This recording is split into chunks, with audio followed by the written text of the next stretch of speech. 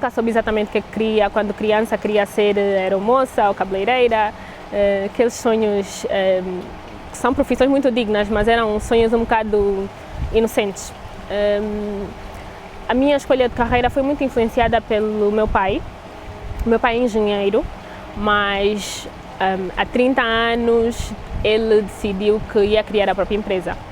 E num país onde o ambiente não era muito amigável para o empreendedorismo, ele decidiu que era isso que ele ia fazer e eu cresci a ver essa experiência. E então, apesar de estar consciente dos desafios, via que também havia muita coisa positiva em empreender, em ter a tua própria empresa e criar soluções para aquilo que são os problemas que tu identificas no país, e decidi que a melhor formação para um dia chegar nesse objetivo seria administração de empresas. Fiz essa escolha e ao longo dos anos e do meu percurso fui vendo que tinha feito a escolha certa, porque as minhas competências alinhavam-se perfeitamente com a escolha da carreira que eu fiz.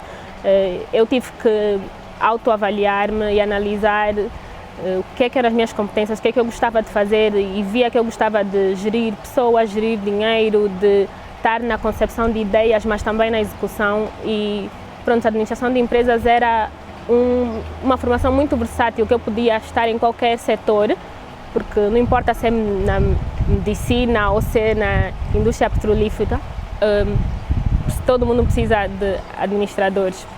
E então foi essa a base da escolha da minha carreira.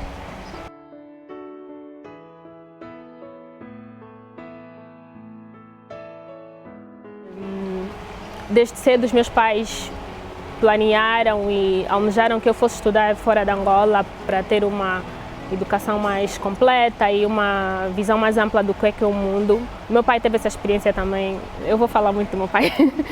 Meu pai estudou na Alemanha e teve essa experiência e ele sabia a importância que havia em sair de Angola e abrir os seus horizontes.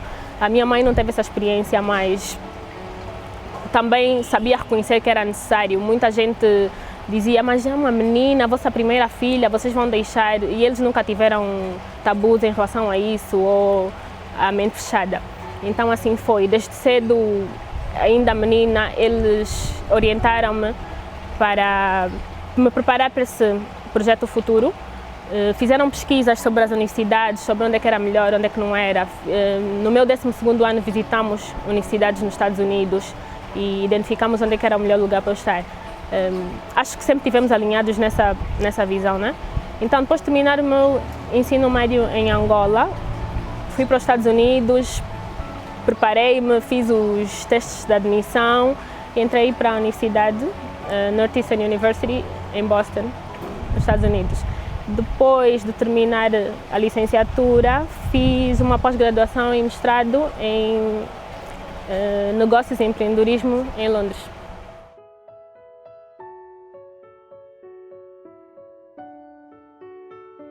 A minha primeira entrevista foi um momento de muito nervosismo, porque apesar de estar preparada com todo o conteúdo que a universidade já me tinha passado e me sentir pronta para a entrevista, tinha o facto de que eu já estava há alguns meses à procura de emprego, já tinha posto muitos CVs e ainda não tinha sido chamada para nenhuma entrevista. Então já tinha perdido um bocado a confiança, já tinha perdido um bocado a esperança, não digo, mas um bocadinho da confiança de que ia arranjar um bom emprego, e eu tinha uma deadline para isso. E em segundo lugar, o facto de ser estudante internacional, ser estrangeira no outro país, também há algumas inseguranças associadas a isso, mas isso é um tema muito extenso para outra conversa. E pronto, uma vez que escolhi as empresas que eu queria me candidatar, mandei o CV, esperei lá um tempinho para que me chamassem para a entrevista, e quando chamaram fui, estava preparada, apesar de nervosa, mas correu tudo bem. Poucos dias depois fizeram-me a proposta para assistente de contabilidade e finanças.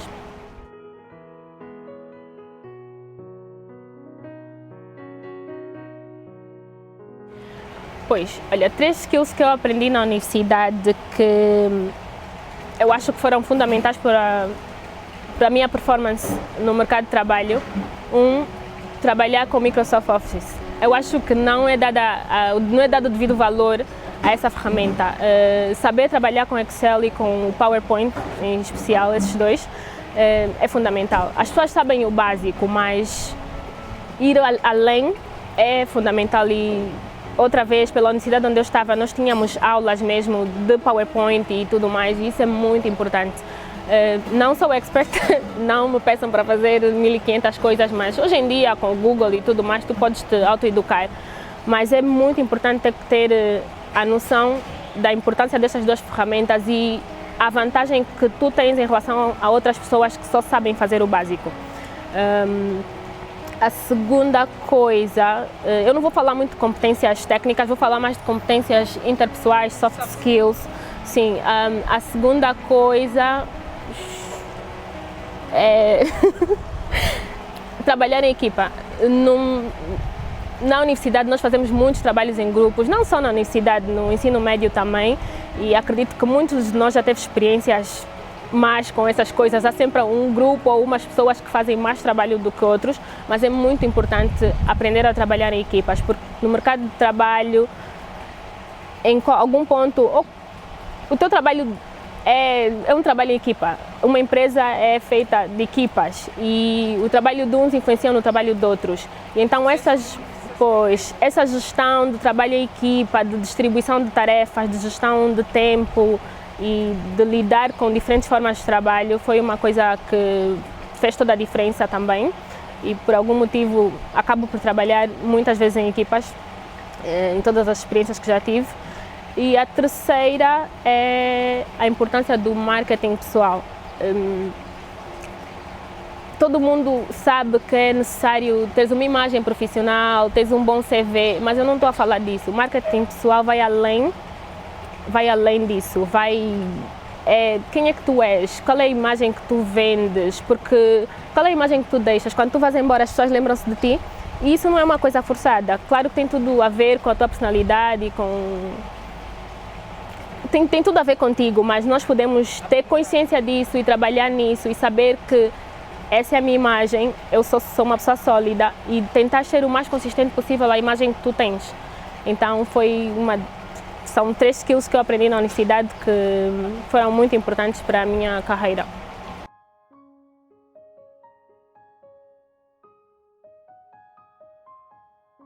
Dois conselhos que eu deixo. O primeiro é planificar. Planificar sobre o teu futuro, o que é que tu queres. Não quer dizer que os teus planos vão sempre dar certo, que tudo vai ser como tu planificaste, mas todos os dias, tudo o que tu fazes é mais uma pecinha para a construção daquele grande projeto. É como um puzzle e todos os dias são uma peça que tu vais juntando. Então tu tens que planificar e saber, eu quero ser isso, eu quero fazer isso e tentar te pôr nos lugares certos, aprender as coisas certas para que quando chegar o momento e a oportunidade tu estejas ali na linha, tu estejas no lugar certo na hora certa. Então vai acontecer muita coisa no meio do caminho, o plano nunca é reto e não é exatamente o que tu planeaste, mas aos bocados um dia tu vais olhar para trás e saber que quando eu assisti aquele podcast, em vez de estar a fazer uma outra coisa, aquilo deu-me uma outra forma de pensar. Então, tudo o que nós fazemos temos que estar conscientes de quais são os nossos planos e os nossos objetivos para que possamos estar sempre no caminho para alcançar esse objetivo.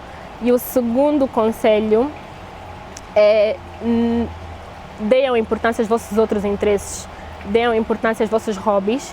Eu acho que é uma coisa que aqui em Angola, no ensino angolano onde eu estudei, não se fazia o suficiente. E eu senti muita dificuldade quando fui aplicar para as universidades e ali tu tens que pôr os teus outros interesses, tu tens que tens que vender a tua pessoa além do currículo acadêmico, porque o currículo acadêmico é igual para todos, a maior parte das vezes. Mas o que te diferencia das outras pessoas são os teus outros interesses. E acreditem, eu já estive em várias entrevistas de emprego e posso afirmar que a grande vantagem em muitas delas foram esses outros interesses, porque cria tema de conversa, mostra que és uma pessoa interessante, porque mais do que um profissional competente, as pessoas querem trabalhar com pessoas interessantes, com pessoas que tragam vida para os lugares de trabalho, que tragam novas ideias, que tragam Aquela pessoa que tu consegues estar no ambiente de trabalho e estás bem e almoçam e tem uma boa relação, porque a relação vai além do trabalho e do dia a dia. Então apostem nos vossos interesses e nada do que são os vossos interesses é muito básico. Se sabes fazer uma coisinha de artesanato, faz isso. Isso é um grande tema de conversa. Se jogas futebol com os amigos, joga mais vezes. Então eu acho que os nossos hobbies, os nossos interesses preencham o vosso tempo com coisas boas, com coisas produtivas, porque isso faz toda a diferença na pessoa que tu és.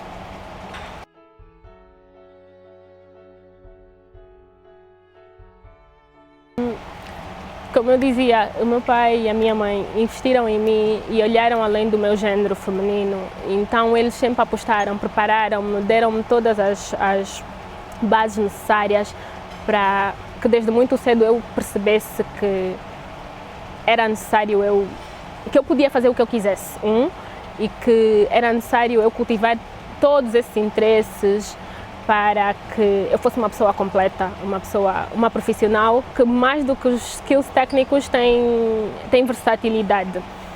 Pois, então por isso eles são os meus role models, mas eu ia falar de duas pessoas que eu acho que, não sei, foram as pessoas que me vieram à cabeça.